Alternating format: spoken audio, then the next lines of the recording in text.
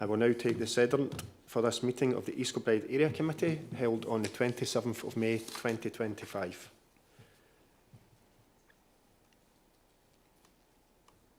Councillor John Anderson is not present. Councillor Archie Buchanan is present. Councillor Matthew Buchanan is not present. We have apologies from Councillor Jerry Convery. Councillor Margaret Cooper is not present. Councillor Monique Equay is not present. The following members are present: Councillors Joe Fagan, Grant Ferguson, Gladys Ferguson-Miller. Councillor Elise Frame is not present. Councillor Jerry Gray is not present. We have apologies from Councillor Susan Kerr. Councillor Hugh MacDonald is not present. Following members are present: Councillors Elaine McDougall, Kirsten Robb, Graham Scott and David Watson. And Councillor Kirsty Williams is not present. Thank you, and I'll pass you back to the Chair for today's business. Okay, thanks, Stuart. Before we start the meeting, I'll just mention for members that there's an antisocial behaviour and youth disorder meeting immediately following this committee meeting. So hopefully you'll stay on for that. Okay, we'll move on. Declaration of interest. Does anybody have any declaration of interest? David.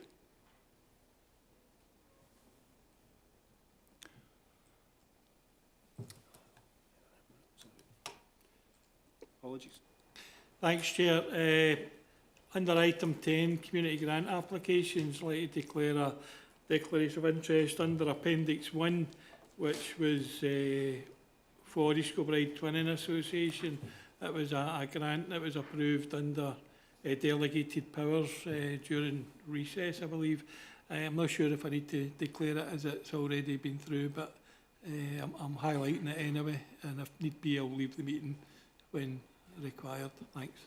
Okay, thank you.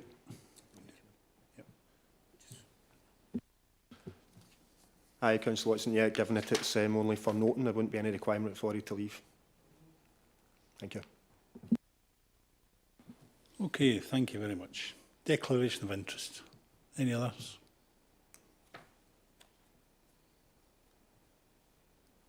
No. Okay. Minutes of previous meeting. Pages 5 to 10. I'll move the minutes as a correct record and ask for a seconder.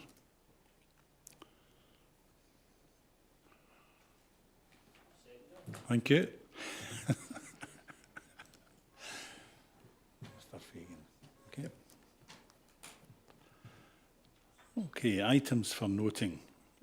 We have the Scottish Fire and Rescue Service here today. So I'll invite Group Commander Tommy Keary and Station Commander Andy Crawford to provide their presentation. Thank you very much.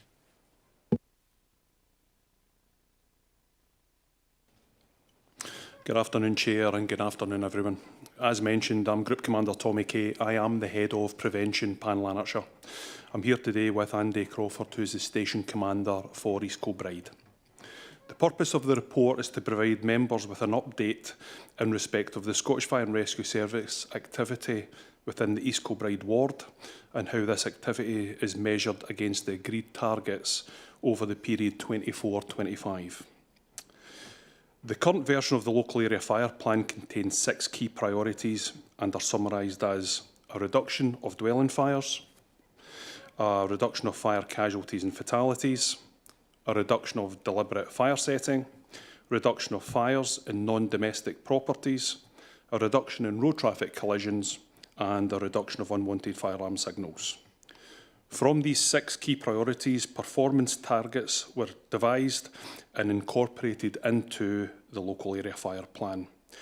Associated activity levels and comments for each of the performance indicators are included within the report.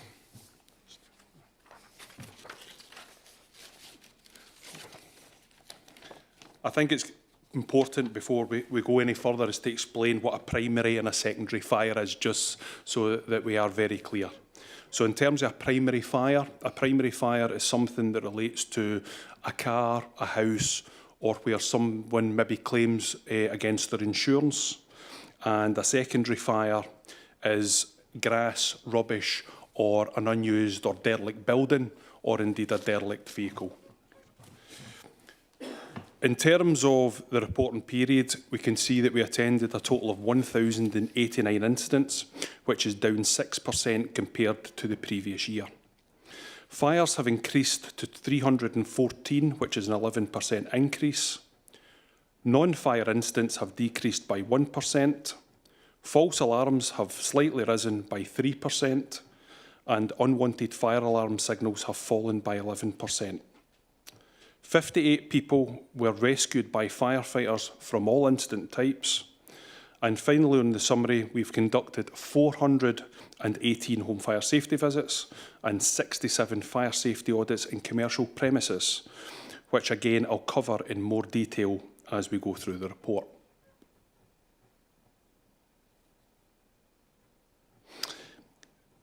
One again. We next have the trend page.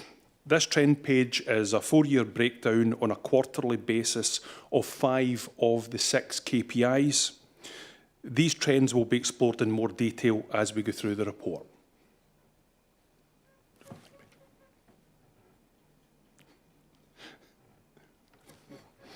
Over the period, there were 57 accidental dwelling fires, which is an increase of 5 over the previous reporting period from 46. Excuse me. Our community action team consistently delivers fire safety risk recognition training to increase the number of partnership referrals we receive into the service. And they also conduct quarterly training sessions with South Lanarkshire Council's care teams. We work closely with social work, housing and various other partners to ensure that members of the local community who are identified as adults at risk of harm are fully supported and care packages are put in place to keep them safe.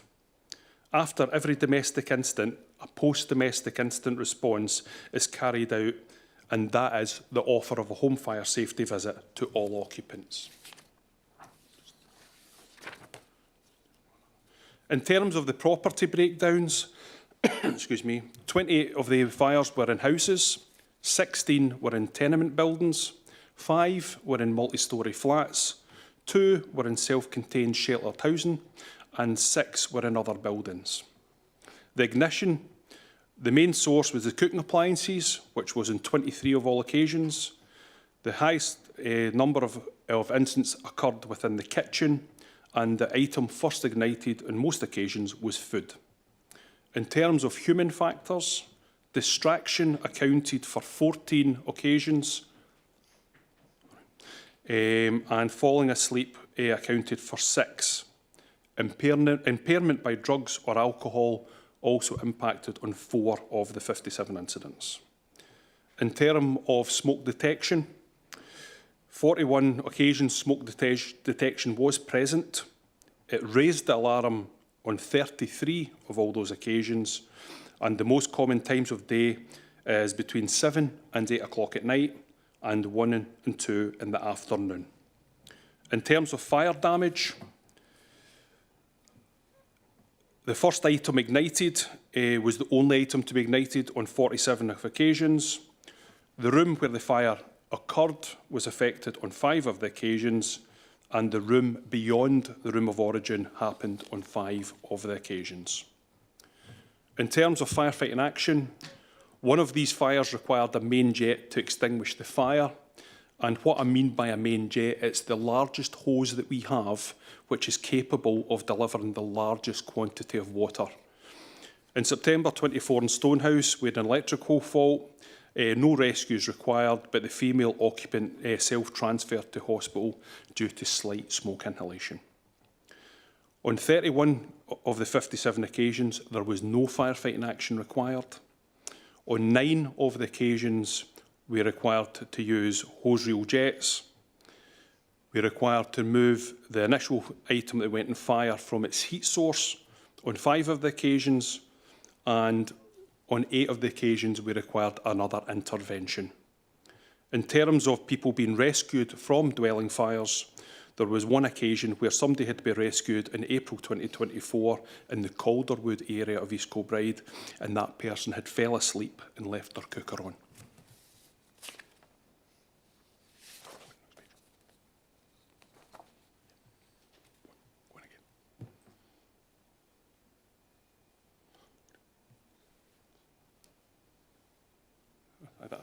Yeah. In terms of accidental dwelling fire casualties, we had 6 casualties from 6 separate incidents, and there was no fatalities within the reporting period. Again, it's just to reassure members and yourself, Chair, that we do investigate every occurrence where there has been a fire, and we do offer a post-domestic incident response to offer of a home fire safety visit, and we do work with partners to try and maximise the safety of people within their home.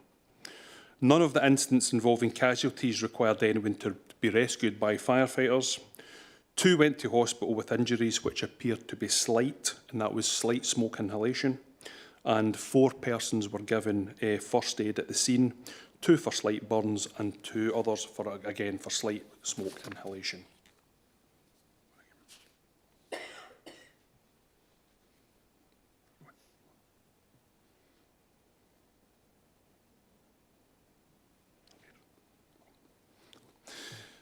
Next, we're going to talk about non-fire casualties.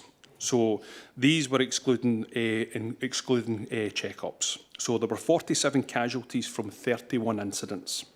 All of the incidents with more than 1 casualty involved road traffic collisions. The most common time for a person to be injured was between 8 and 9 p.m. 27 of the 47 were because of road traffic collisions, and again I'll cover that in more depth as we go through the report.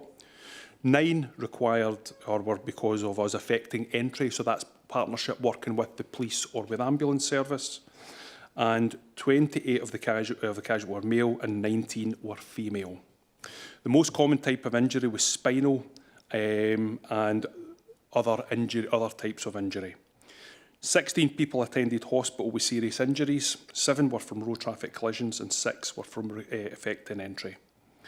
To help challenge these types of events, following a water rescue incident in 2024 in Straven, where we had a female aged between the age of 10 and 19 hospitalised, the community action team have been into that area and offered water safety training or indeed inputs to youths within the area, and it resulted in 160 people being given that input.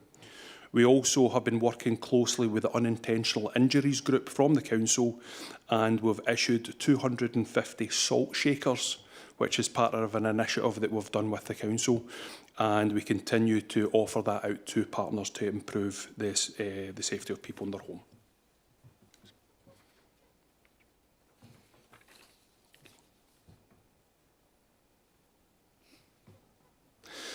Excuse me. We're next on to deliberate fires. So deliberate fires have increased by 14% to 193, with refuse and rubbish as the most common type. There has been an increase in East Kilbride Central, East Kilbride South and East Kilbride West. In quarter 1 and 2 account for 131 of the 193 fires. We are aware of the increase in activity and the times that they're happening, and we work closely with the Community Safety Hub. We work with the police, antisocial behaviour teams, community wardens, housing and youth work to try and have the maximum impact that we can. 2 male youths have been caught and have been charged with fire setting as a result of an incident in June, and they have been referred to the Scottish Fire and Rescue Services Fire Safety Support and Education Programme. Only one of the boys did engage, and there is one other session that we've got planned if the other one should engage with us.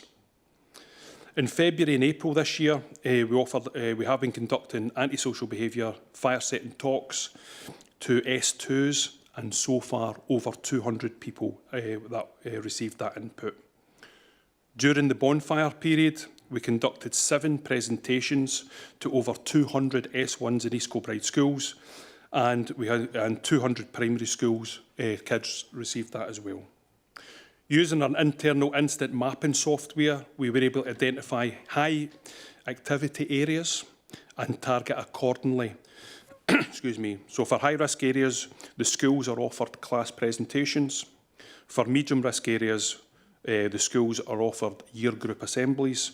And for low-risk areas, the schools are emailed the presentations. In terms of deliberate primary fires, there was 26 during the period. 6 of them were in vehicles. Any vehicle fire we have, we work with Police Scotland in case it's linked to criminality, so that we can try and make an impact in terms of that. There was also 4 dwelling fires during that period as well. The remainder of the deliberate primary fires were across a spread of different property types, and that accounted for 13. In terms of deliberate secondary fires, there was 167 in total, and 60 of these were in Q1.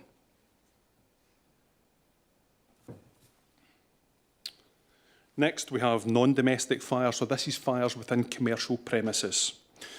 The fire within commercial premises, and there was 18 of them. This is an increase of 8 over the previous year. Whenever we receive a fire in our commercial premises, we do deploy our fire safety enforcement officers, and it's to make sure that these premises are safe for members of the public to be resorting in them, but also that they're safe for the staff that are employed within them. As was mentioned at the very beginning, as a result of that, there were 67 fire safety audits conducted in all property types.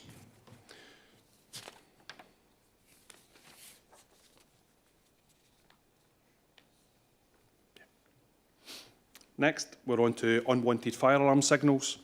So there was a total of 148 unwanted fire alarm signals, and this is a decrease of 44. 45 of the 148 were due to burnt toast or cooking. 116 of these incidents were alerted to the Scottish Fire and Rescue Service by a call centre, and 37 of the 140 activations was from one premises. We continue to work with that one premises to see if there's any way we can try and reduce the number of activations, but it clearly would be unfair to name and shame that premises in this forum.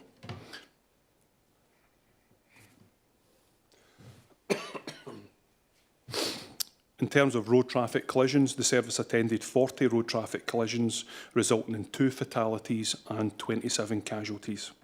The fatalities relate to one motorcyclist in August 2024, and that person collided with a fence, and the second one relates to a female driver in November in East Kilbride, which is a collision with another vehicle. The most common time of day for road traffic collisions that we've attended is between 5 and 6 at night. The most common months are November and January, and in terms of types of vehicle, 30 of the RTCs related to cars, 3 related to vans, and 7 related to other types of vehicle. The service required to extricate 8 people from those 40 road traffic collisions, and the most common locations were the A726 Queensway, the Expressway, and the Murray Road and the Murray Roundabout. In terms of male or female, it's pretty much an even split between male and female. The most common age group of casualties was between 10 and 19. There were 7 of them. Most of them were male, and 2 of them were the drivers and 4 were passengers. For those attending hospital with serious injuries, 8 incidents required the totalling of 14 casualties. 16 of the 27 casualties were the drivers. We are conscious about the amount of road accidents that's happening, not necessarily just within the East Kilbride ward, but wider across Scotland. And if it gives you a level of reassurance, Chair, I am the Joint Road Safety Lead for Scotland from the Scottish Fire and Rescue Service. And some of the national work that I'm doing with Transport Scotland, the police and other partners, I try and incorporate that into South Lanarkshire so that we can try and make an impact on what we're doing. In terms of our community action team, they've been working with older drivers, and they've been issuing literature to try and educate them in terms of the requirements to renew their licence every 3 years for when they turn 70, and also the requirement to maintain their eyesight to be able to read registration plates. We deliver education programmes at our Fire Reach input, and that's done every week. We work closely with our local police colleagues to increase the road safety awareness programmes. And the Community Action Team have also delivered 2 SHIELD courses, which is safety at home, gaining the information and learning through demonstration. We have also run 7 Biker Down sessions across Lanarkshire, and that's targeted 92 bikers, and we see that as a major challenge moving forward. In terms of home fire safety visits, we conducted a total of 418 home fire safety visits and completed 190 of them at high risk. That is them that we would consider to be high risk from fire. So for us, I think we were the best performing area in Scotland for home fire safety visits last year, not only in terms of volume, but also in terms of actually targeting them most at risk. So it's a good news story if you want Pan Lanarkshire.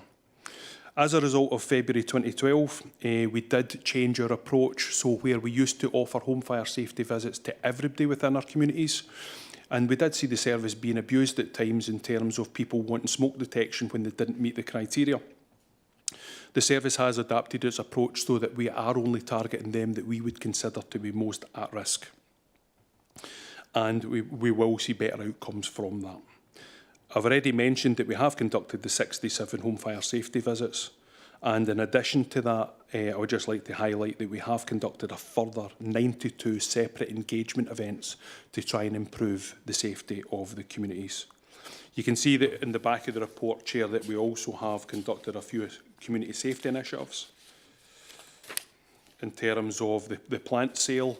And obviously that plant sale only happened a few weeks ago, and we've raised the most that we've ever raised.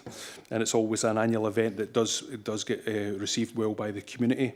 And also for Fire Reach, for St Andrews and St Bride's young people, we have run a bespoke course for them. That brings the report to a close, Chair. Thanks very much for that. Any questions? Who have they got? Kirsten.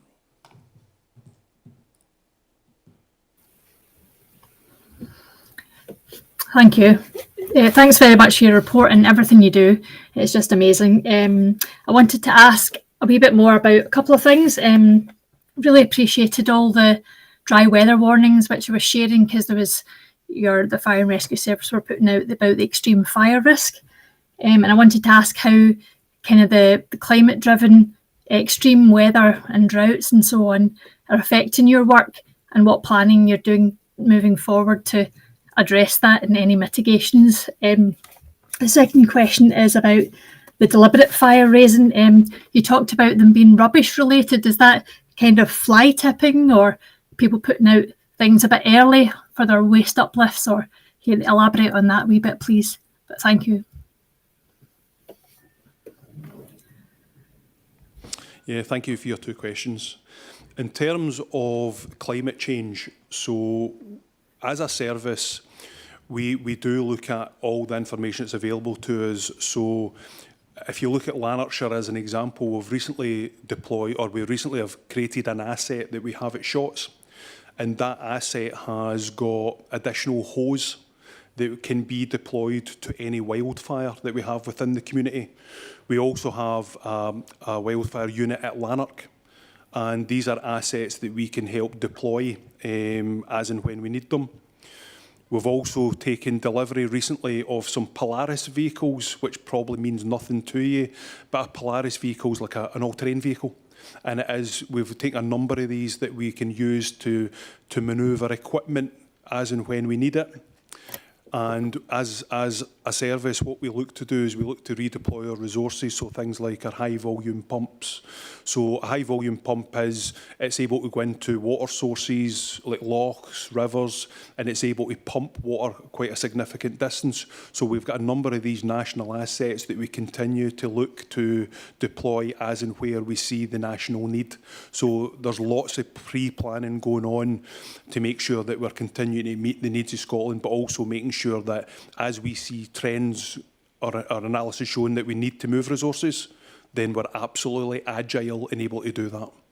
In terms of your second question, in terms of deliberate fires is rubbish. It is just exactly that, it's rubbish.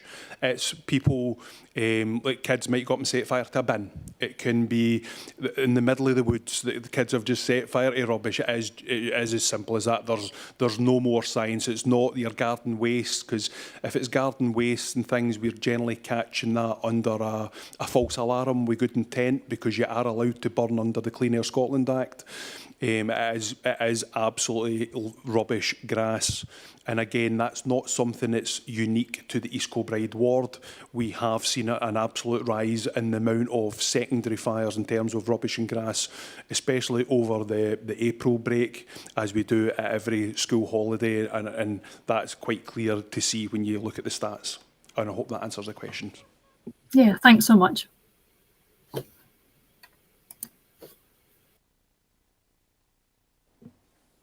No, you're getting away easy today.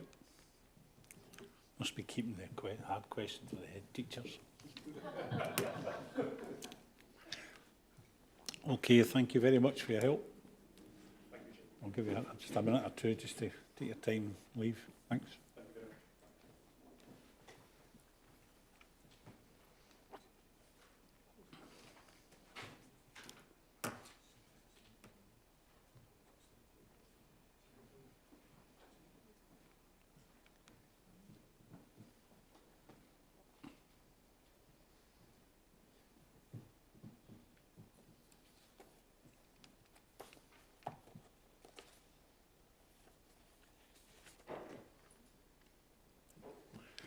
Okay, item 4, Education Scotland reports St Andrews and St Bride's, which I think believes down to Martina Henry and Barry Quinn. Over to you. Thank you, Chair, and good afternoon, councillors. My name is Martina Henry and I'm the Quality Link Officer for St Andrews and St Bride's High School. I am pleased to be here today with Head Teacher of St Andrews and St Bride's, Mr Barry Quinn. Barry has been in post since August 2023, a period of 1.5 years at the time of inspection. The purpose of this report is to advise of the outcome of the inspection of St Andrews and St Bride's High School by Education Scotland inspectors. In January this year, St Andrews and St Bride's was the focus of a short model inspection by His Majesty's inspectors, and paragraph 4.1 of the committee report takes us through the areas of the school's work that were evaluated using Scottish Education's National Quality Framework, How Good is Our School, 4th edition. Those areas were learning, teaching and assessment, and raising attainment and achievement. St Andrews and St Bride's is the largest denominational provision within South Lanarkshire Council. The school was formed by the merger of St Andrews High and St Bride's High in 2005. The school is situated in East Kilbride and its catchment covers the East Kilbride area, with young people coming from a range of other areas. The school was newly built in August 2007 as part of SLC's Schools Modernisation Programme and is currently being extended. At the time of inspection, the school roll was 1,745 pupils. During their 3 days in the school, inspectors observed learning in the school, spoke with groups of pupils and staff, and met with parents, partners and members of the local community. The inspection report for St Andrews and St Bride's High School was published on the 1st of April 2025.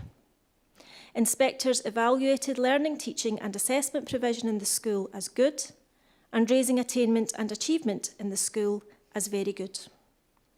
Paragraph 4.2 highlights the key strengths of the school as noted in the report. These are very strong, positive and caring relationships across the school community, underpinned by gospel values. Young people feel well supported and encouraged to do their best through the calm, nurturing learning environment. Young people are developing a range of skills through their participation in a wide range of achievements. Young people and staff contribute very effectively to the life of the school and play an active role in the wider community. And finally, the head teacher has a clear vision to improve outcomes for young people. Senior leaders work well with staff to improve learners' experiences, which results in high achievement and attainment for young people. Paragraph 4.3 references areas for improvement, which will feature in the school's improvement planning for this session. They are not anything new, but endorsement from the inspectors to continue to embed consistent learning, teaching and assessment with a particular focus on high quality questioning and effective tracking of young people's progress, and to continue to maintain and improve the high levels of attainment for all groups of young people. And these should include increasing high quality passes in the senior phase. As outlined in paragraph 4.4, inspectors are confident that St Andrews and St Bride's has the capacity to continue to improve and will therefore make no return visits in connection with this report. I'm now going to hand over to Barry, who will share a few of his highlights from the report.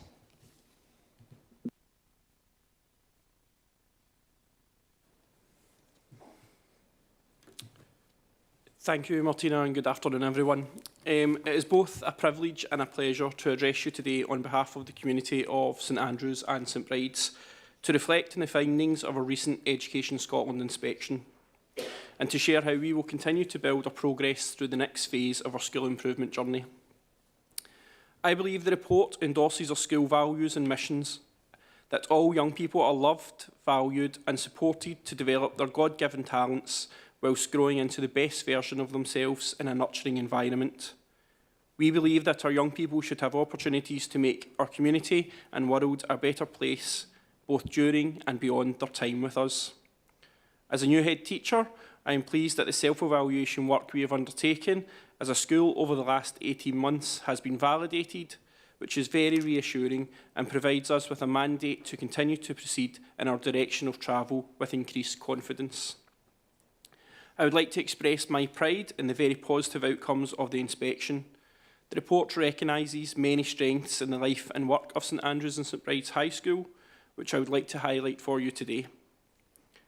Our young people are at the heart of everything we do, and I was delighted that they were commended for their confidence, respect and motivation to learn.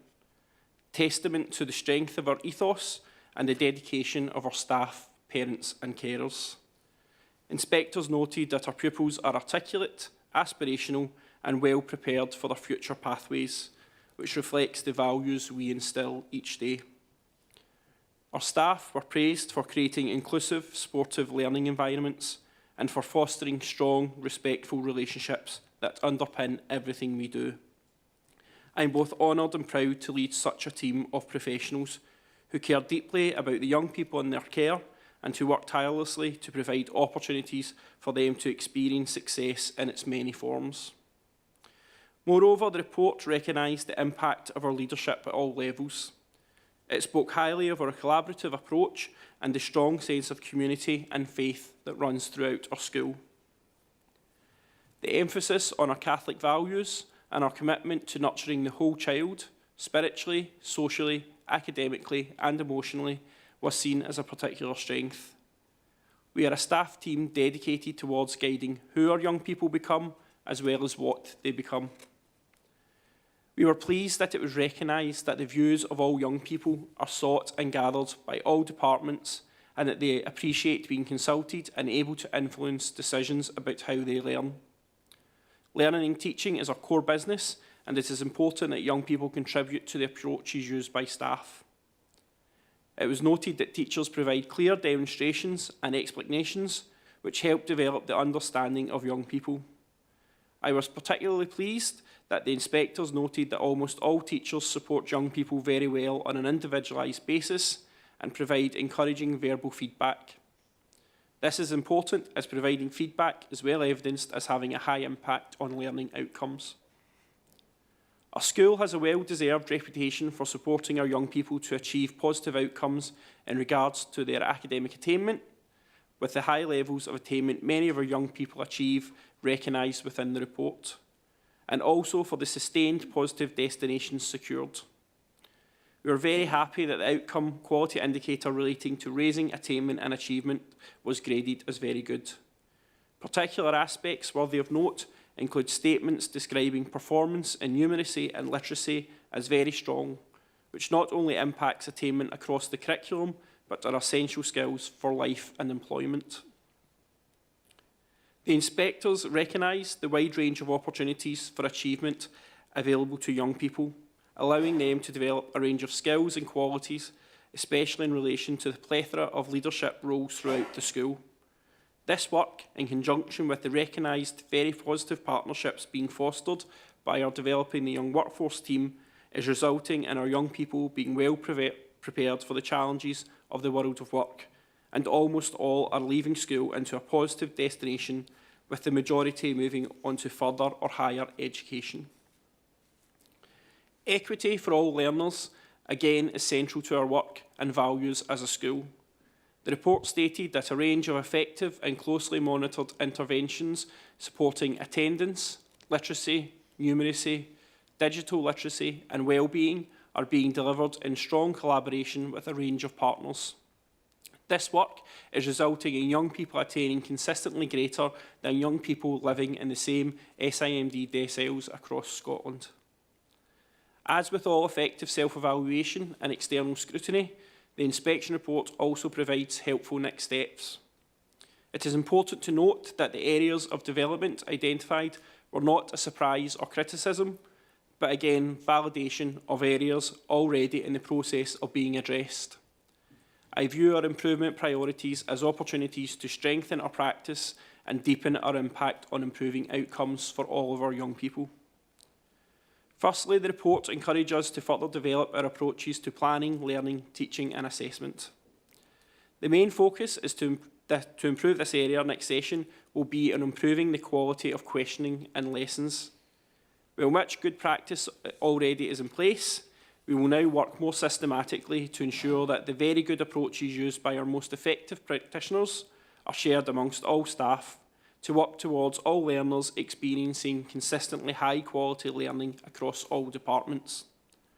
Secondly, the inspection team identified the need to extend pupil voice further in shaping their learning and the wider school. I wholeheartedly agree. Young people are at the heart of our school, and we will continue to empower them even more actively to influence the curriculum, school improvement priorities, and how they demonstrate their achievements. Thirdly, we will continue to refine how we arrive at assessment judgments based on sound evidence, especially within the broad general education, to ensure the continued effective use of data to track progress and inform future interventions, again to ensure all young people are supported to achieve. Our ongoing commitment to equity, excellence and inclusion will be at the forefront of these next steps. Moving forward, our improvement plan will continue to address each of these areas. We will invest in professional learning for staff, expand pupil and staff leadership opportunities, and deepen our partnership working with parents and the wider community. In doing so, we aim not just to meet expectations, but to exceed them. Overall, the inspection experience was positive for St Andrews and St Bride's, and this was undoubtedly supported by the hard work of the whole school staff team. However, I must also formally and publicly thank colleagues from the Curriculum and Quality Improvement Service for their support. Colleagues from the local authority team did not just offer advice and guidance at the time of inspection, but have walked alongside and supported the journey of our school since I have taken up post. They have not only empowered me to lead with courage and conviction, but have also offered professional advice and wisdom and pastoral care to many within our school, and have influenced the positive outcomes of our inspection, but more importantly, influenced the positive outcomes achieved by our young people. In closing, I would like to thank you for the opportunity to share our inspection experience with elected members today, and to conclude, I would like to assure you all that, quoting from our inspection report, staff are committed to ensuring the best outcomes for all young people within St Andrews and St Bride's High School. Thank you, and I'm happy to answer any questions you may have. Thank you very much for that. I'll open up for comments or questions, and I'll get, first of all, Grant Ferguson.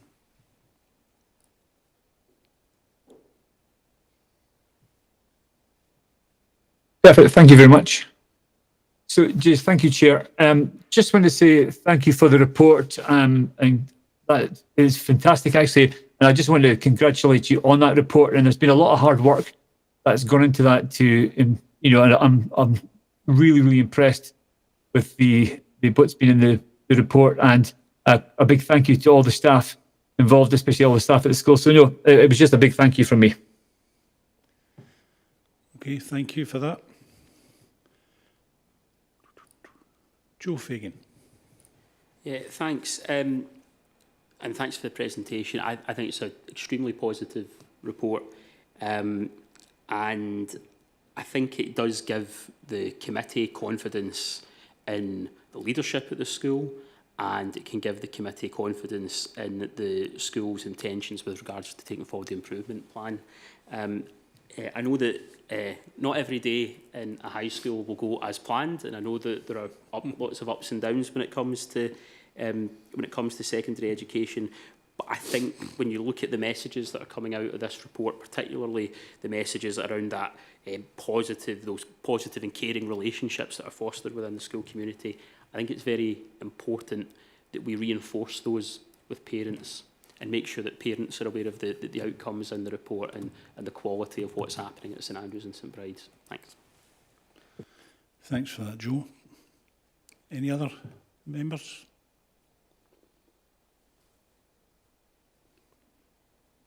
Nope. Okay. I'll move the report and ask for a seconder. Joe. Can I ask if members are agreed? Yep. Okay. Thank you very much for your report.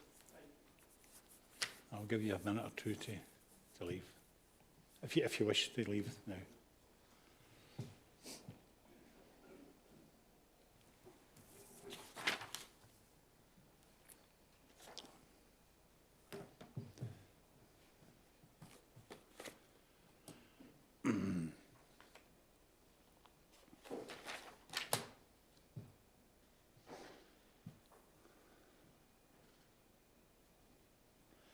Okay, Martina, you're on again. And Natalie Curry. We'll obviously speak to the report as well. Okay, over to you. Thank you, Chair. As you know, my name is Martina Hendry and I'm a Quality Link Officer in the Curriculum and Quality Improvement Service, and I'm pleased to be here today to also represent the Curriculum and Quality Improvement Service and support Blacklaw Primary School with the very proud head teacher Natalie Curry. The purpose of this report is to advise of the outcome of the inspection of Blacklaw Primary by Education Scotland inspectors. In February this year, Blacklaw Primary School was the focus of a full model inspection by His Majesty's inspectors, and paragraph 4.1 of the committee report takes us through the areas of the school's work that were evaluated using Scottish Education's National Quality Framework, How Good is Our School 4th edition. Those areas were leadership of change, learning, teaching and assessment, ensuring well-being, inclusion and equality, and raising attainment and achievement. Blacklaw Primary School serves the St Leonard's area of East Kilbride. The school was rebuilt in 2012 as part of SLC School's modernisation programme. At the time of inspection, the school roll was 165 pupils across 7 classes. The current head teacher, Natalie Curry, was permanently appointed to the school in August 2024, having served in an acting capacity since December 2023. At the time of inspection, approximately 47% of children required additional support with their learning. During their 5 days in the school, inspectors observed learning in the school, spoke with groups of pupils and staff, and met with parents and members of the local community. The inspection report for Blacklaw Primary was published on the 29th of April 2025. Inspectors agreed with the school's self-evaluation for leadership of change and evaluated it as good. For learning and teaching and assessment, they agreed with the school's self-evaluation and evaluated it as good. And also for raising attainment and achievement, they agreed with the school and evaluated it as good. For ensuring well-being, inclusion and equality, inspectors, with the benefit of a national perspective on quality, concluded that well-being, equality and inclusion outcomes for the learners in Blacklaw are very good. This is summarised in paragraph 4.4 of the report. Paragraph 4.2 highlights the key strengths of the school as noted in report. In summary, they are the strong positive relationships evident across the school, resulting in a learning environment that is welcoming, nurturing and caring and enabling children to thrive. The clear leadership and direction provided by the head teacher, ably and strongly supported by the staff team, is successfully enabling an accelerated pace of change. The approaches used by the staff team to meet children's learning and wellbeing needs through appropriate targeted interventions and support, and this leads to improved outcomes for children. And finally, children's high-level engagement in a wide range of sporting activities. Children and staff are extremely proud to be a sporty school. Paragraph 4.3 references areas for improvement which have been included in the school's improvement planning for this and next session. They are not anything new, but endorsement from inspectors to strengthen approaches to planning, ensuring assessment is embedded within it, to continue to strengthen staff confidence in their use of data, to accurately inform school improvement and the raising of attainment, to continue to develop opportunities for parents to be more fully involved as partners in their child's learning and in school improvement, and finally, to extend further the leadership role of children in school improvement. As outlined in paragraph 4.5, inspectors are confident that Blacklaw has the capacity to continue to improve and will therefore make no return visits in connection with this report. I'm now going to hand over to Natalie, who will share a few of her highlights from the report.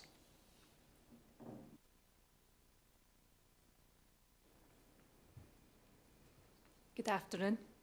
Many thanks for the invitation to join you this afternoon to share the outcomes of our recent Education Scotland inspection. In February 2025, we welcomed with open arms HMI into Blacklaw Primary, and as surprising as this sounds, there was a sense of relief from some long-standing staff members especially, as inspection had been looming for quite some time. We were confident that the inspection team would see, feel and hear our school values of belonging, persevering and succeeding in action, and agree with us that our vision of caring, believing and achieving does indeed underpin everything we do in Blacklaw. We benefit from strong community support in Blacklaw, having had a school on the site since 1969, and with many of our parents being former pupils themselves, it adds to the strong sense of community. Our entire school community most definitely rose to the occasion of inspection, and we were absolutely delighted to receive a positive report. A key strength highlighted by inspection was positive relationships, and I remember my first day at Blacklaw well. I was struck by how friendly the children were, and so was delighted to have relationships recognised as a strong feature across our school. We pride ourselves on being welcoming, caring and nurturing, enabling our children to thrive. And as already mentioned, a sense of belonging is one of our core school values, and inspection validated the hard work put in by staff to create an inclusive environment. The whole staff team are extremely proud that our inclusive practices and approaches were seen as an area of strength by inspectors. The strength of teamwork within Blacklaw Primary School was also recognised by the inspection team. They commented on how we use individual skills and expertise of staff well and work together to turn the school's vision into reality. Leadership, both in terms of the senior leadership team and through distributed roles throughout the school, were seen to be accelerating the pace of change and having a direct positive impact on key school improvement priorities, such as play and raising attainment in writing and numeracy. The inspectors noted our strong attainment in numeracy, where the number of children achieving national expectations is consistently high, exceeding both local and national levels. Our children, rightly so, are proud to be pupils of Blacklaw Primary School, and almost all said they enjoy learning at school, as evidenced in the HMI pupil questionnaires. This can be attributed not only to the high standards of teaching, but also the many opportunities pupils have to be involved in the wider life of the school. We're proud to support local charities such as Kilbride Hospice, Loaves and Fishes, and children love extending invitations to our parents and carers to attend events including our Burns Art exhibition, Daffodil Teas, and of course our wonderful Christmas shows. We are a sporty school and have always punched above our weight when it comes to events and competitions.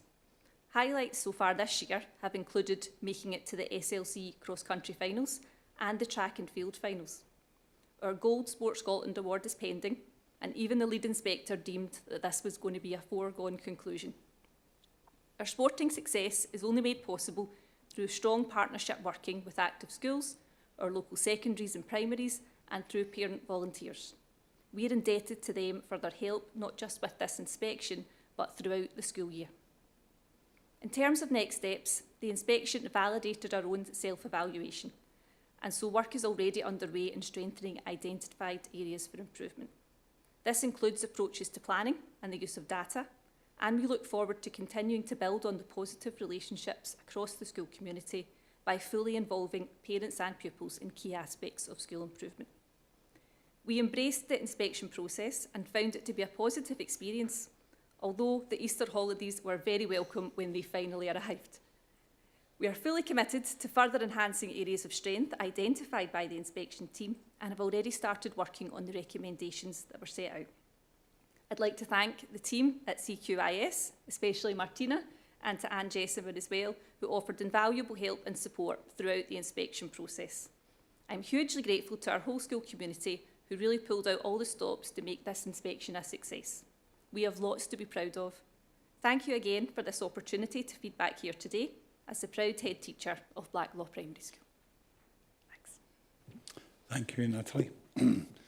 Any questions? I've got Grant Ferguson first.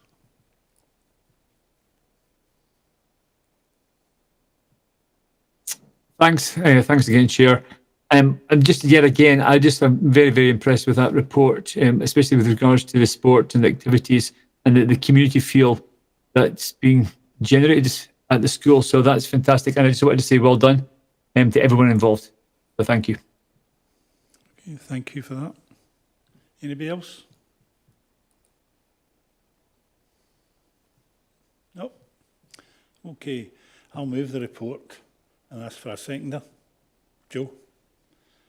Ask if members are agreed. That's you two. I'll take it here. It's agreed. Okay, thank you very much.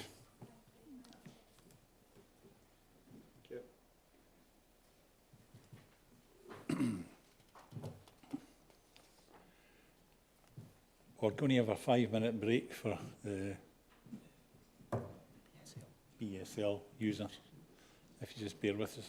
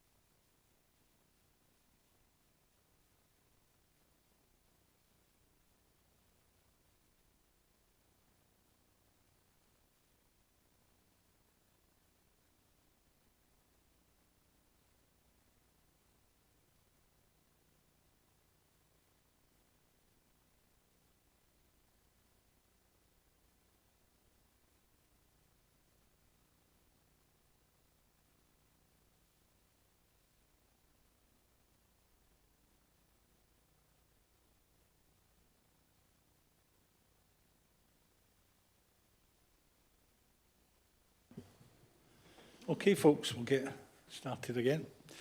Item 6, preparatory budget, and I got it right that time. Pages 23 to 28, Maureen Farr, Quality Lead Officer, Supporting Families, Kirsty McNeil, Head Teacher of South Park School, will speak to the report.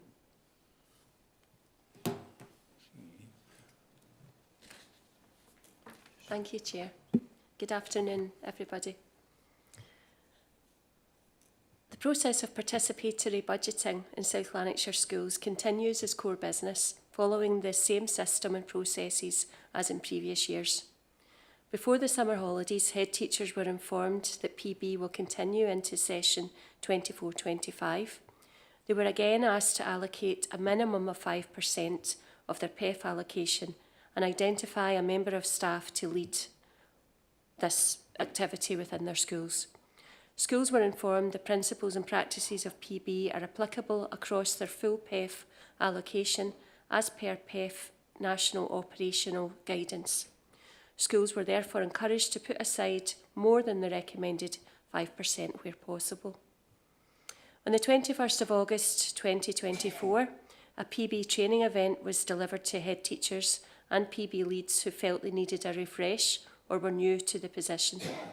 Head teachers and PB leads were briefed on the PB process and taken through a PowerPoint presentation which outlined expectations and timescales and the support available to them. It also drew on the learning from last session, signposting resources and good practice examples from previous years. The PowerPoint presentation was shared with all schools thereafter through the PB Teams page and email. Following this, head teachers identified the percentage of their 24-25 PEF allocation they wanted to allocate to PB for this period. They were asked to submit this information to Education Resources through their PEF profile of spend on the 31st of August. The PB Teams page continues to facilitate the sharing of good practice across schools, as well as providing live, ongoing support to PB leads. So activity within the East Kilbride area. Schools within the East Kilbride area have collectively allocated £114,850, which is approximately 6% of their pupil equity fund allocation for participatory budgeting. And there's a table on page 24 in your pack, which breaks down per learning community. Appendix 1 in your pack, which is from pages 25 to 27, summarises the percentage of PEF allocations that individual schools have allocated for participatory budgeting and the outcome of their consultation with pupils, staff and parents. Following the consultation and voting process, schools have progressed with their spend to ensure the minimum 5% was spent by the end of March 2025. We're pleased to share South Park Primary School's participatory budgeting work, it's in Appendix 2, page 28, as an example of very good practice within the East Kilbride area. This case study illustrates the school's PB journey for 24-25, which follows on from their PB project from the previous year. South Park had £2,511.25 to spend, which is 5% of their PEF budget.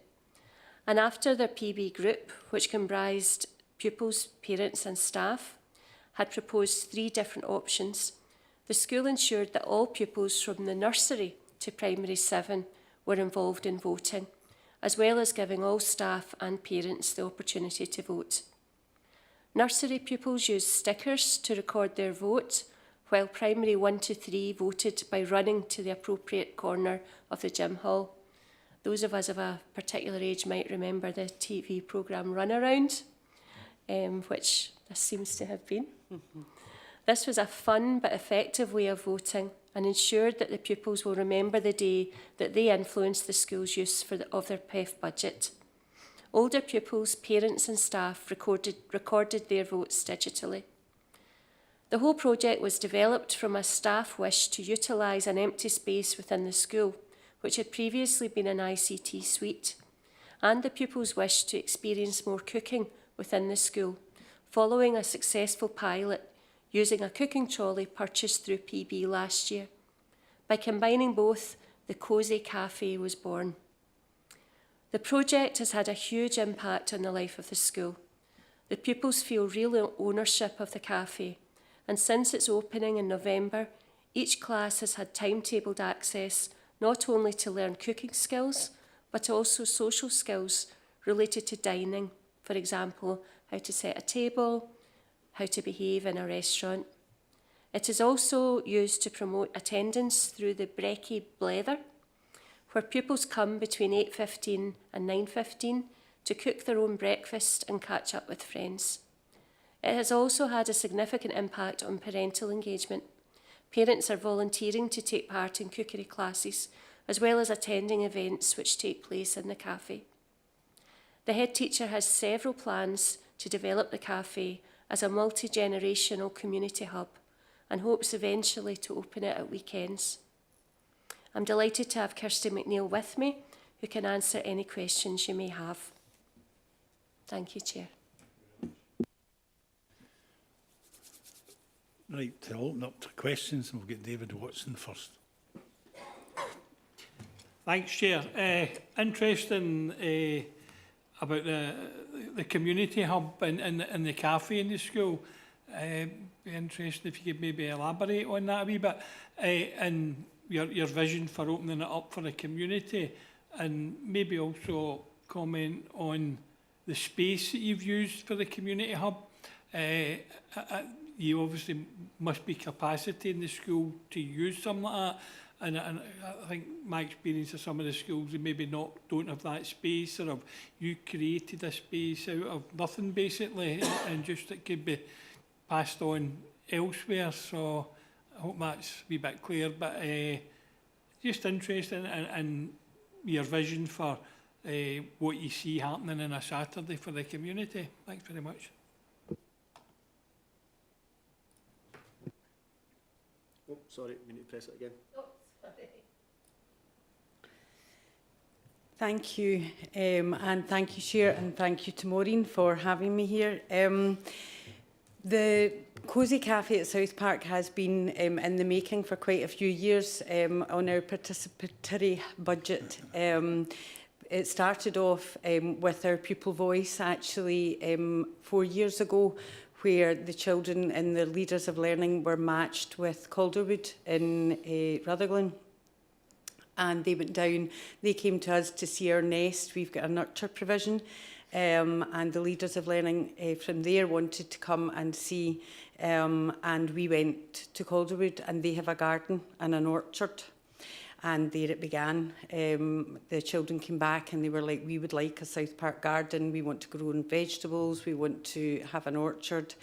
So a lot was done through the grants. We went for grants to try and get money to get the orchards and the cooking, the vegetable plots. Once that was in place, the children obviously, just with the timing of things, the nest, our nurture provision, they do a lot of cooking in that, so there was like cooking going on. That obviously the children felt that they wanted all to be able to access that. So as Maureen explained, we got a cooking trolley. They wanted the trolley. The trolley then had a positive impact. And at the same time, our ICT suite, which was obviously full of computers and desktops, that went through the council refresh.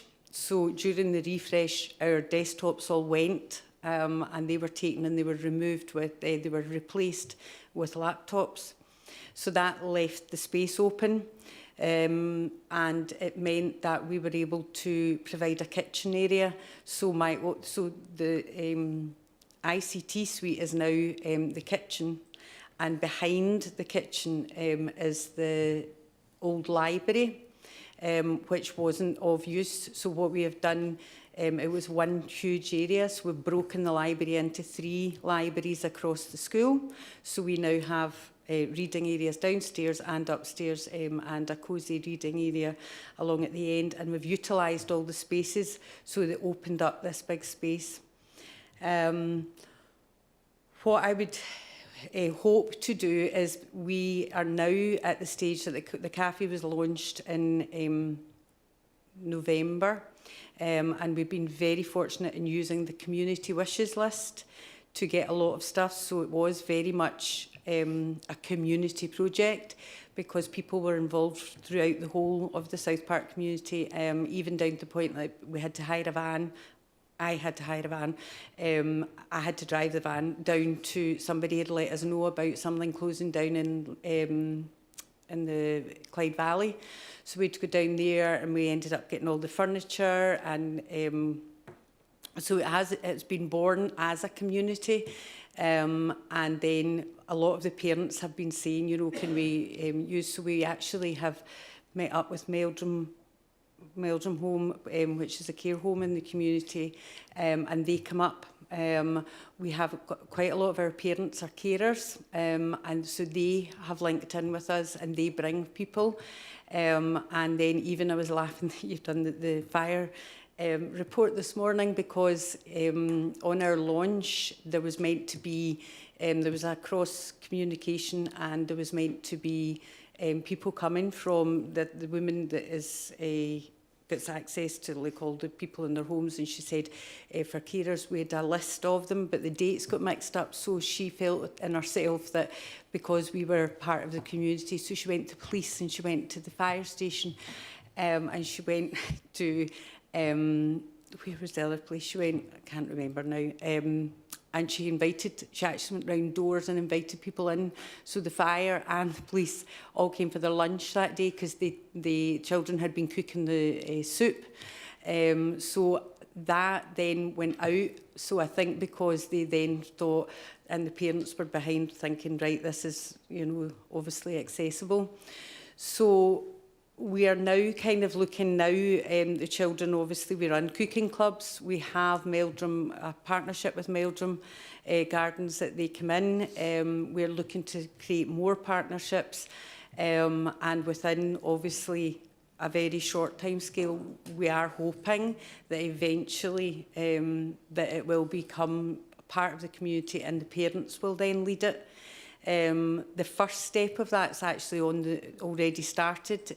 We ran a cooking club where I took the cooking club and I brought families in, and it's now the parents that I had kind of trained up, they now take other, so it's disseminating straight across, and that's what I'm hoping that will then eventually happen, that the children that are moving up, I know that one of my pupils that is already moving up to Duncanrig is coming back with his mum to run more cooking clubs, so that for other families.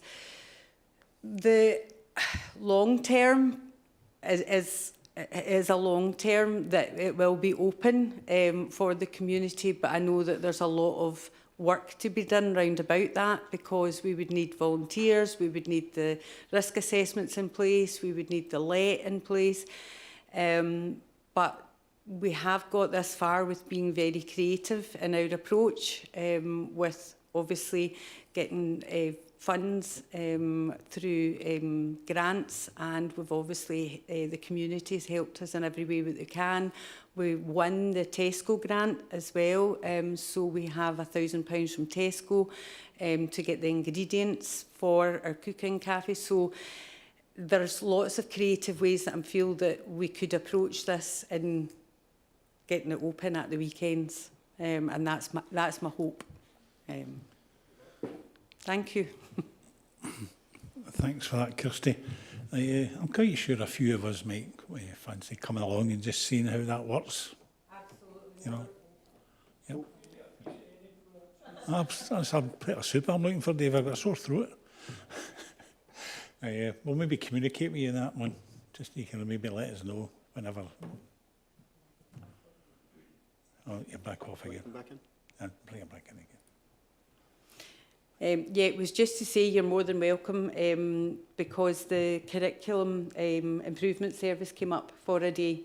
They had their away day and in January, and the children cooked for them, and we had a burnt supper for all the members of the team. So you're more than welcome.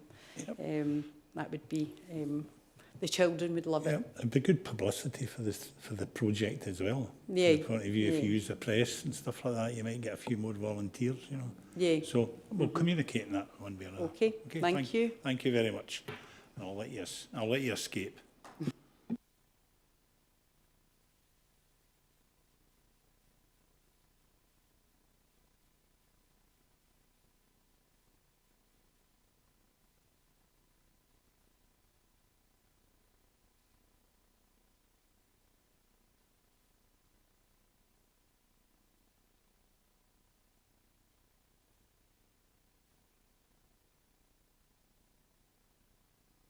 Over to you. There's more after this.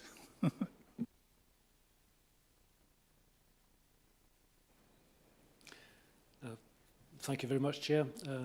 Good afternoon, and good afternoon to councillors. Thank you for inviting me along today to give you an update on the activities of Care and Repair in Lanarkshire, and the opportunity to just give you a bit of the background about Care and Repair as well. So we have a presentation, if that's...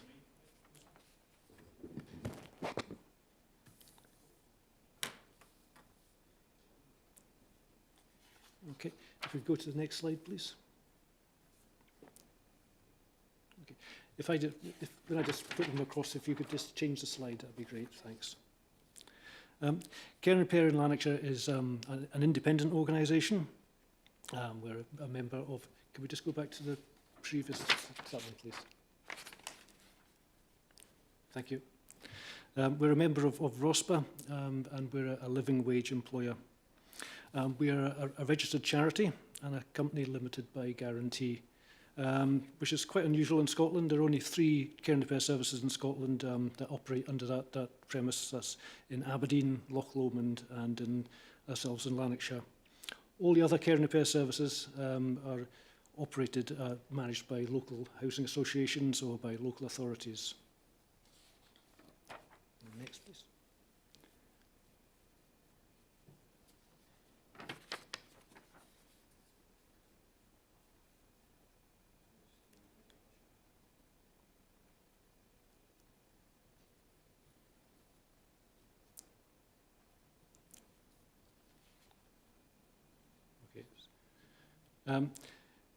Care and Repair in Scotland started in 1988 with 10 pilot projects. There are currently 28 care and repair services operating in Scotland to various degrees, operating to various different projects.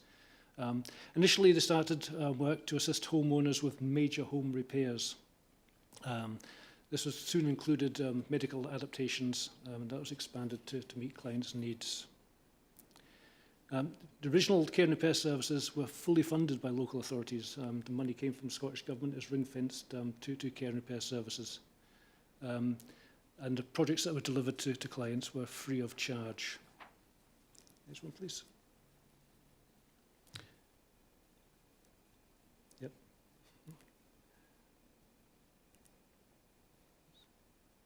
That's great, thank you.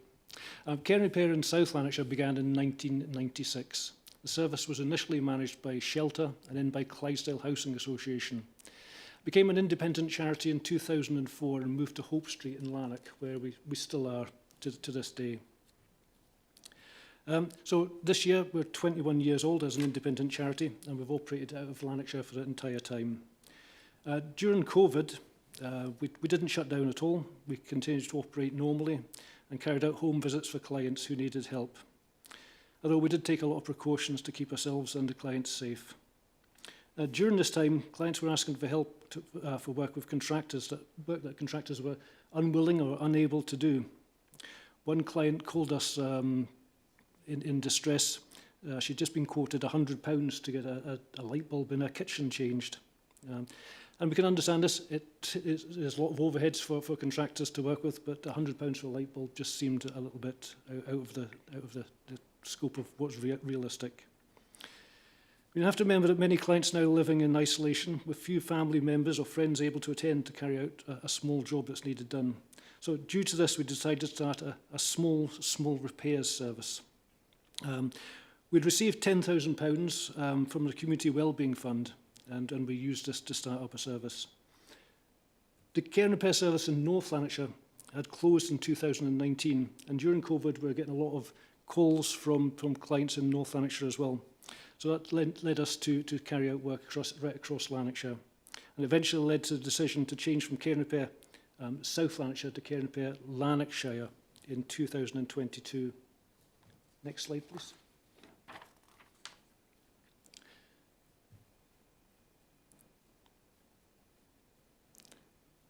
Slides just take a wee time to change over. Just a quick picture of the team here. I'll go into one of the other reasons for the pictures later on when talking about visits. The Lanark team, as you can see in the photos there, and there's another team of 6 operating out of Dumfries and Galloway. We've got a very low turnover of teams. We lost 3 team members during COVID who retired. Since then, we've been rebuilding the team, and part of the rebuild was to take on candidates from the Kickstart programme. We took on 6 Kickstart candidates and have retained Keegan there in the middle of the bottom row. Keegan joined us as a teenager and has now completed an apprenticeship with us and is starting to drive and has sitting his driving test in November this year. Next slide, please.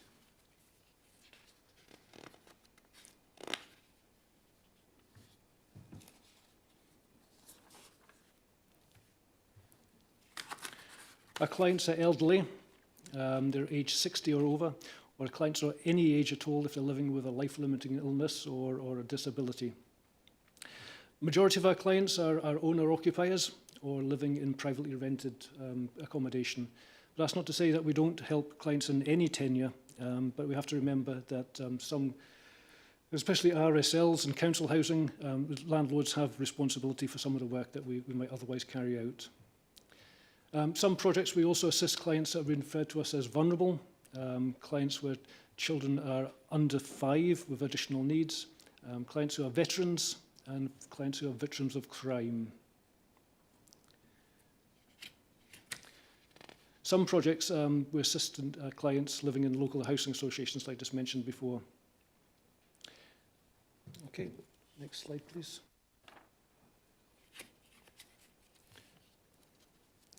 So the next slide is our aim. Our aim is to carry out work to enable clients to continue to live at home for as long as possible in a safe and secure environment. We do this by carrying out work to adapt, repair and maintain clients' properties. We talk to clients and listen to what they need so we can understand what is it they need and we can offer the correct assistance. When we meet clients or we speak to them on the telephone, we never say that's not our job. We always try and find a solution, or if we can refer them on to another agency so they're not just left hanging. Next slide, please.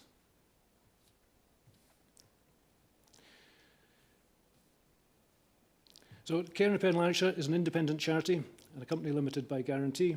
We have a board of 10 volunteer directors and 10 staff working across Lanarkshire on various projects. So we never contact clients directly, and that's part of the reason for the photos here.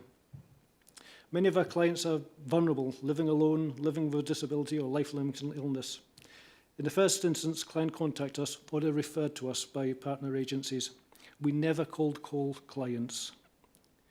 We'll call in advance. Once the clients have contacted us, we'll call in advance to make an appointment.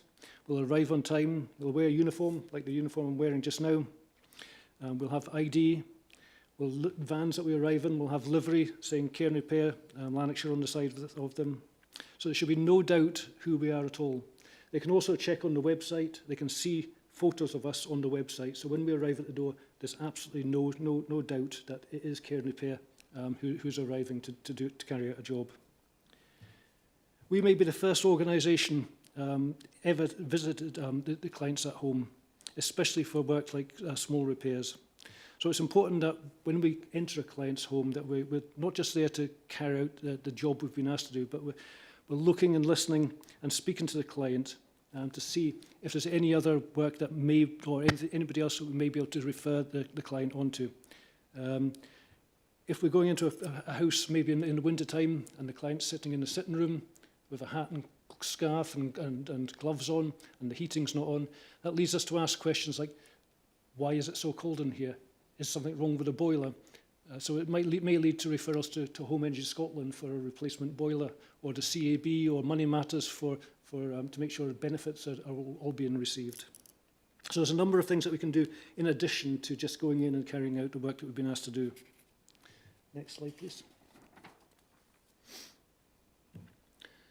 This next slide is just a list of, since 2018, of completed home visits. Now, these aren't entirely unique home visits. In some cases, we may visit a client more than one time in a year. But you can see that there's been a substantial increase over the year from 2018 to 2024. In 2021-22, the big jump there, we were installing fire detection with a change of fire legislation for the Scottish Government. So that's part of the reason why there's a big jump there. And in 2022, that's when we started work in North Lanarkshire as well. And once again, you can see the big jump. 2024, there's actually been a reduction in the work on telecare that we've been carrying out, and I've seen some of the reasons for a reduction there. But between 4,000 and 6,000 home visits, so it's a number of clients that we're visiting across Lanarkshire. Next slide, please.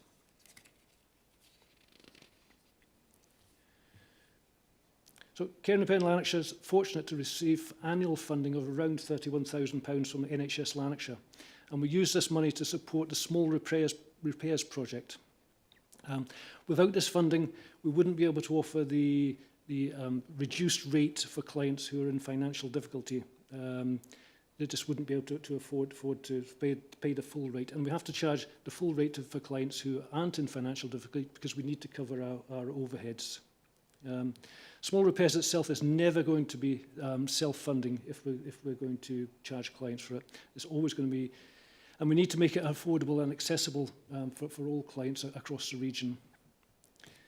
Cairn and Pen Lanarkshire doesn't receive any other funding to support the charity, but we do operate a number of procured contracts and paid for services directly from clients. Other projects that we start, we seek funding directly from various sources, and that's one of my major parts of my jobs. Any surplus that we make from the paid-for services that we operate, like small repairs, those surpluses go back to support the other projects that are free of charge. Next one, please.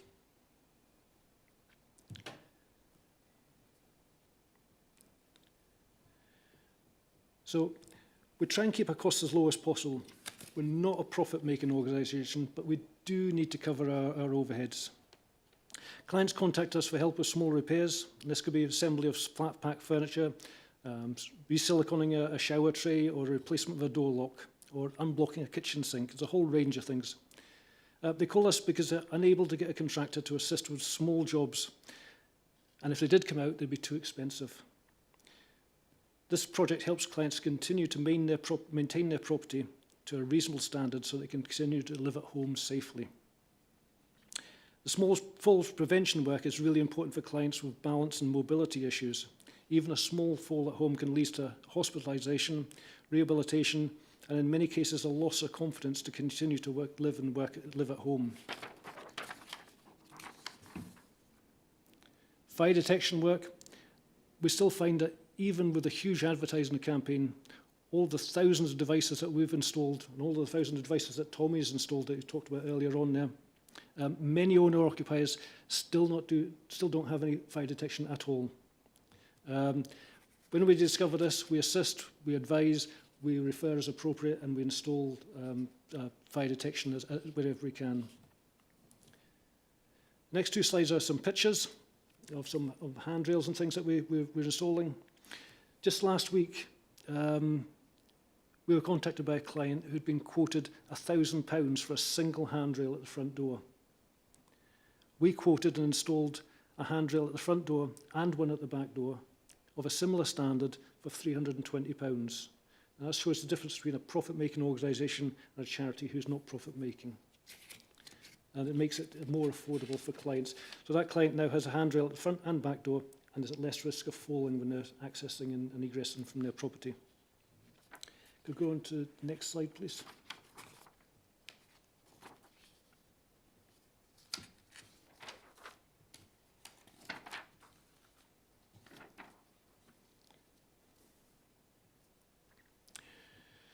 Safe as Houses project. Now, these projects are available right across Lanarkshire.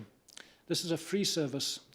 Currently, I was lucky enough to source funding from the National Lottery, and it will be able to run this project until September 2025. This is to assist clients who have been referred to us or self-referred to us, who are victims of domestic abuse or victims of crime. And the aim of this project is to enable clients to remain safe at home for as long as possible. We do this by visiting, and part of the reason for that excessive description of our visiting schedule, where we contact clients and wear uniform and everything else, is to do with the Safe as Houses project. So we visit, we give home security advice, and we'll install free of charge home safety equipment, which may be impact devices, the doors and windows. We may install door viewers, we may provide wedges, a whole range of different equipment that we can provide and install. Also, we work closely with victim support and women's aid and assist who have access to the Emergency Assistance Fund. And we can use that fund to purchase things like ring doorbells and UV CCTV and solar exterior lights, and install them again for clients free of charge. This keeps clients much safer at home and much happier to continue to live in their home.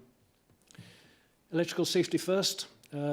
We were lucky enough to gain £10,000 from the Electrical Safety First, and we can use this to issue grants of up to £500 to clients who need assistance to bring their existing electrical supply up to an acceptable standard. What we also have to do with this, to part of the conditions of the grant, is that we have to carry out a home electrical condition survey, which goes back to Electrical Safety First, and they're using this to build a picture of the electrical safety condition of properties right across Scotland. The bottle in the fridge, you may have heard of this before. We fundraise for this ourselves. This is a bottle in the fridge itself is just this plastic bottle which is kept in the fridge, and it has a green cross on it. And there's a couple of stickers that you could go along with that. One goes in your front door and one goes in the refrigerator.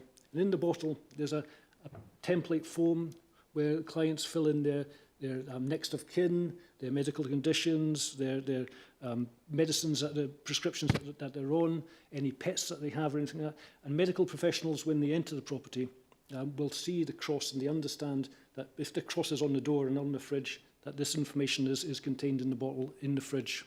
So they can get important information as quickly as possible then. Next slide, please. Oh.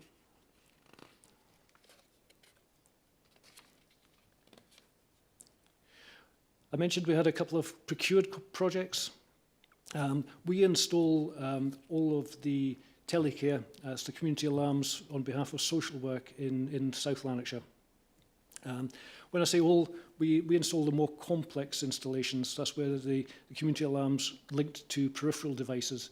These may be things like smoke, heat and carbon monoxide detectors, movement sensors, epilepsy sensors, a whole range of devices that are now linked to the community alarms. We've also been doing an awful lot of work recently changing over from the analogue to the digital community alarms. And once this process is complete, we'll see a lot of new and innovative devices being linked to the community alarms.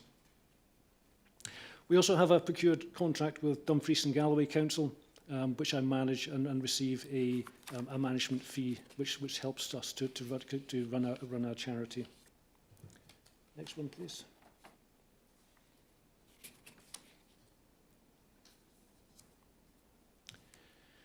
We've got a couple of projects starting in 2025.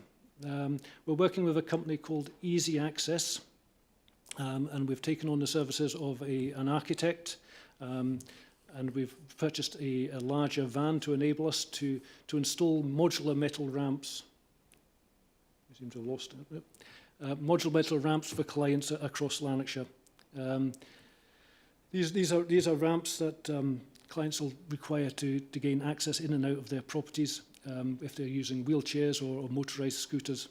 Some clients are unable to access grant funding for this because they've not yet been assessed as a critical stage. So this allows clients to get assistance to install the ramp before they reach that stage.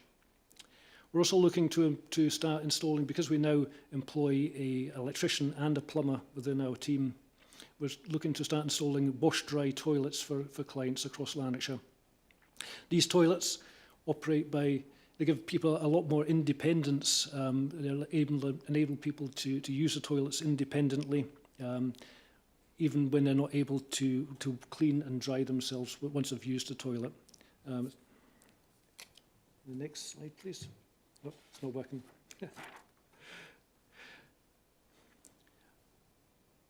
Last year and the beginning of this year, we had a number of projects that have just closed, which I'm constantly seeking funding applications. So I keep an eye out on all the funding streams that are available and make funding applications as appropriate. We had a project for under fives home safety. We only had referrals for this project, otherwise we would have been totally overrun. So referrals for clients with children under 5 with additional needs, and we installed home safety devices and gave home safety advice to parents. The devices that we would install for things like stair lifts, stair gates, window restrictors, cupboard restrictors, temperature monitors, all sorts of things that we'd install free of charge. We'd install it, whatever the referral came through with requesting, we would install for clients. The Digital Inclusion Project, this is assisting clients with anything digital. We weren't providing equipment, we were just providing advice and assistance to get things working. We installed an Alexa-enabled lock for a client who was living with multiple sclerosis, and we helped a client who was 90 years old to install voice recognition software on her laptop so that she could write her life story. So it just shows the width of and different sort of things that these sort of projects can help. And we had a over 60s home safety project. This was simply visiting clients' properties, carrying out a survey within the home, similar to the fire services home safety survey, identifying hazards and then eliminating hazards if possible immediately. Next slide, please.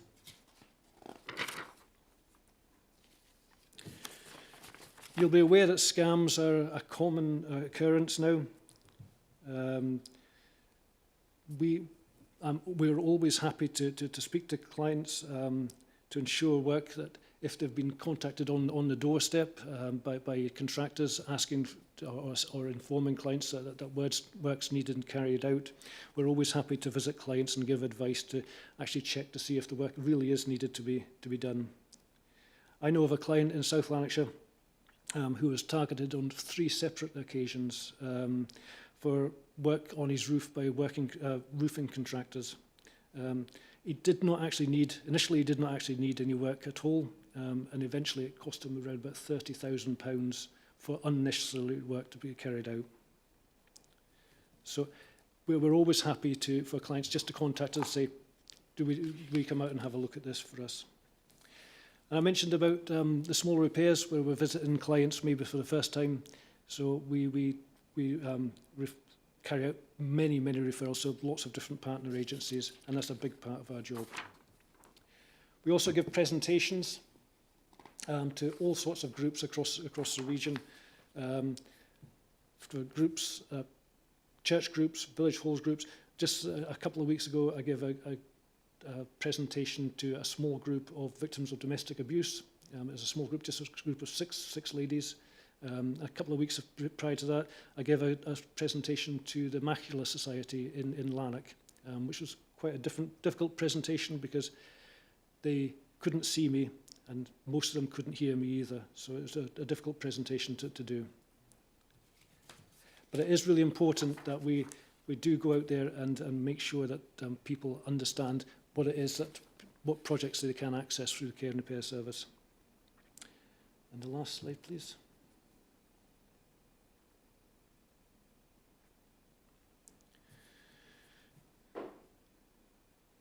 So we recognise that funding for charities is limited and it is not generally available any longer. We no longer apply for funding unless we meet all of the eligibility requirements and all the funding priorities. there's no sense of me wasting my time now trying to skew my project to meet a funding priority. It's just not possible. We often now, even when we entirely meet funding priorities, we often find that the funding has been oversubscribed by 300 to 400%. We also recognise that limited income streams leave an organisation in a vulnerable position. So that is why we have developed a number of different income strands, whether it's paid for strands or funded strands for projects across Lanarkshire. We try to listen to our clients and try to meet the needs that they identify. And examples of this are the handrails and ramps projects and the toilet projects that we're starting. And we're looking for opportunities to work even closer with the NHS and social work, and hope to develop this in the next couple of years. We do have some different projects that are in the pipeline just now as well, assisting clients with adaptations, self-funded adaptations, where clients who are unable to access grant funding but have difficulty with specifications and dealing with contractors and things like that, we'll assist clients with that if we can get that project off the ground. It's a moving landscape that we're in just at the moment, but we take our commitment to residents of Lanarkshire very seriously, and we understand the needs of our clients across Lanarkshire and how much they actually rely on us with quite often very small pieces of work. Thanks very much for that lengthy presentation, and hopefully I can answer some questions if you have any. Thanks very much for that, Jamie. It's always very interesting when you go through that. Any brief questions for Jamie? Anybody?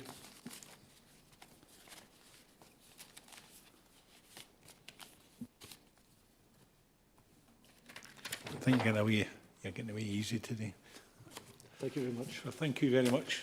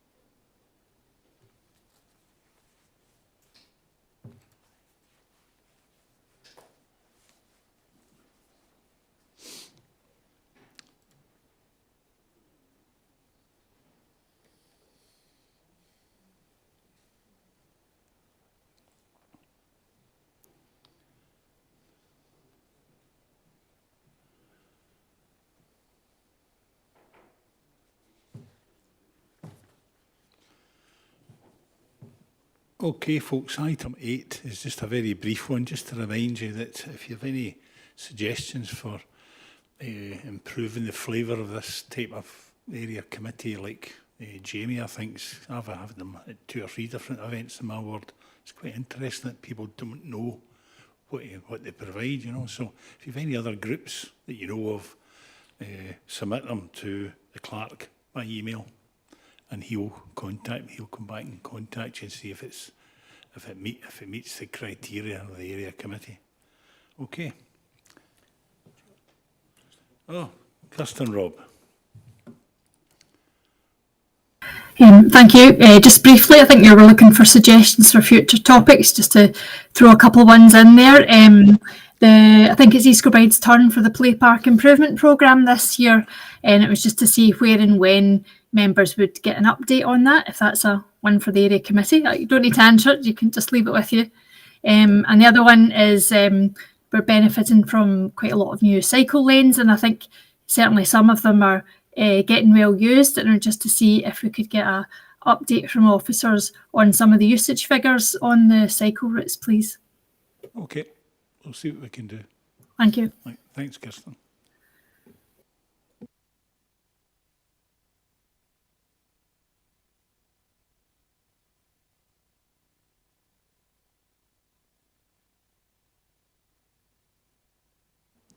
Right, grants, because time's marching on, and we've got a seminar after it. Right, play scheme grants. Any comments? You're quite sure you've all read them.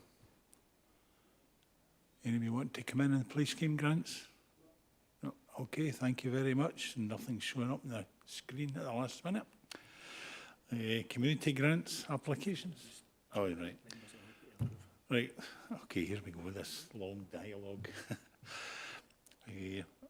I'll move the report and ask for a seconder first of all. Right, and I can ask if members are agreed. Okay, thank you very much. We'll move on to the community grants. Same goes. Does anybody want to raise any issues about the grants? Right, thank you. I'll move the report and ask for a seconder. Okay, ask if members are agreed. Right, thank you very much. Right, so we're just going to...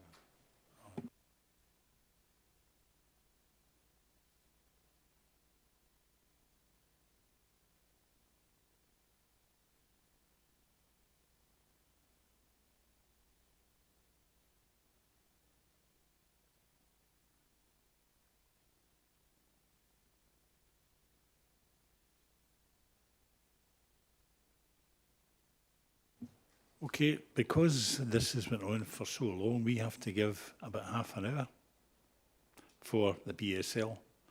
So we can't start until 4:15. Okay, thank you. So 4:15.